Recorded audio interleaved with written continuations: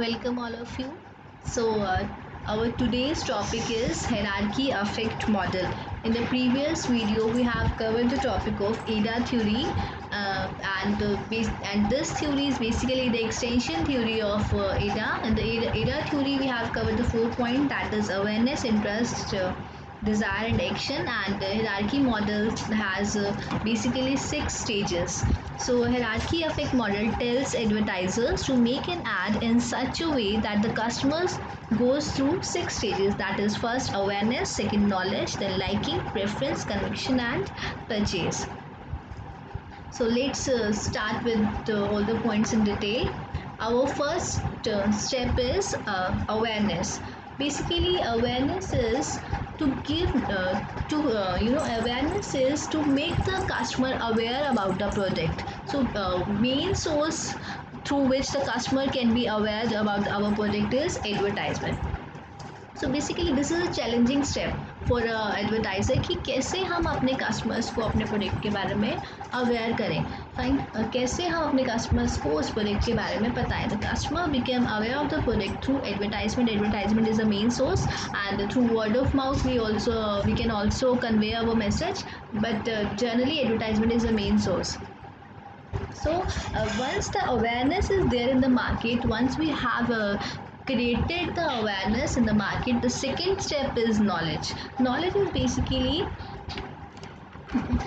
जब कस्टमर्स उस प्रोडक्ट के बारे में नॉलेज लेना स्टार्ट कर देते हैं, जैसे कि इंटरनेट से, जैसे कि मार्केट में जाके शॉपकीपर से पूछ रहे हैं, या फिर उसकी पैकिंग के पीछे देख रहे हैं कि इसमें क्या क्या इंग्रेडिएंट्स हैं, या फिर ये प्रोडक्ट किस पर्पस के लिए है.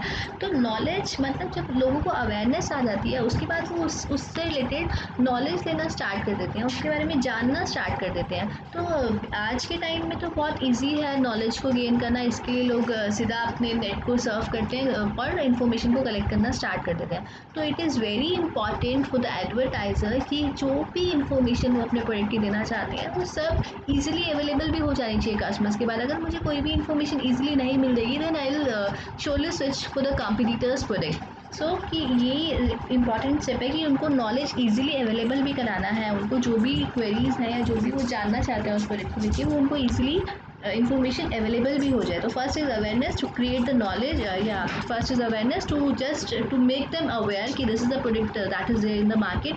And second is knowledge. Knowledge is basically कि उनको उस प्रोडक्ट से रिलेटेड जितनी भी इंफॉर्मेशन चाहिए that they can easily get. तो अभी अवेयरनेस भी हो गई है मार्केट में, लोगों को अवेयरनेस हो गई है, लोगों को नॉलेज भी आ गई है प्रोडक्ट के बारे में. Now third point is liking. जैसे ही जब उन्होंने इंटरनेट पे सर्च किया, इधर उधर से पता किया, तो उनको अगर वो प्रोडक्ट में लाइकिंग अराइज हो जाएगी, मतलब वो उस प्रोडक्ट को पसंद करना स्टार्ट कर सकते हैं. तो उस टाइम पे हमें उनकी लाइकिंग को क्रिएट कराने के लिए हमें उसमें ऐसे ऐसे फीचर्स डालने हैं या बताने हैं उस प्रोडक्ट के बारे में जो बहुत अट्रैक्टिव फीचर्स हैं, जो बहुत यूनिक फीचर्स हैं.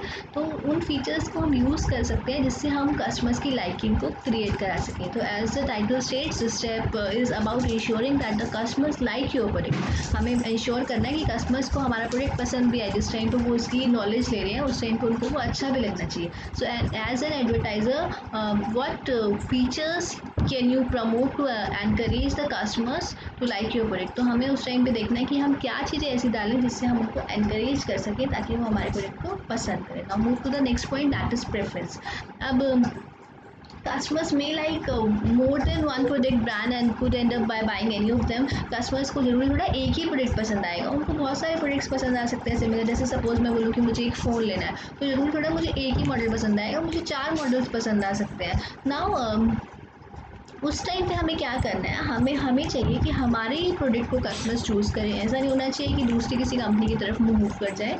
तो उस टाइम पे हमें उनको अपने प्रोडक्ट के यूनिक बेनिफिट्स या अपने प्रोडक्ट के जो यूनिक सेलिंग पॉइंट्स हैं, जो आपके प्रोडक्ट्स के जो बेनिफिट्स हैं, वो सब उन्हें अच्छे तरीके से क्लियर करने हैं ताकि हम हमारे प्रोडक्ट को ईजिली डिफ्रेंशिएट कर सकें कंपटीटर्स के ब्रांड से. ऐसा नहीं होना चाहिए कि कस्टमर्स हमारे प्रेफर किसी और प्रोडक्ट को कर ले. लाइक तो था उन्हें हमारा प्रोडक्ट, पसंद तो था उन्हें हमारा प्रोडक्ट, पर जब चूज़ करने की या प्रेफर करने की बारी आई तो उन्होंने किसी और प्रोडक्ट को चूज़ कर लिया. उस टाइम पे हमें केयरफुल रहना है कि हमें हमारे प्रोडक्ट को डिफरेंट प्रूव करना है कंपटीटर्स के प्रोडक्ट से, और हमें हमारा प्रोडक्ट यूनिक भी दिखाना है ताकि वो हमारे ही प्रोडक्ट को प्रेफर करें.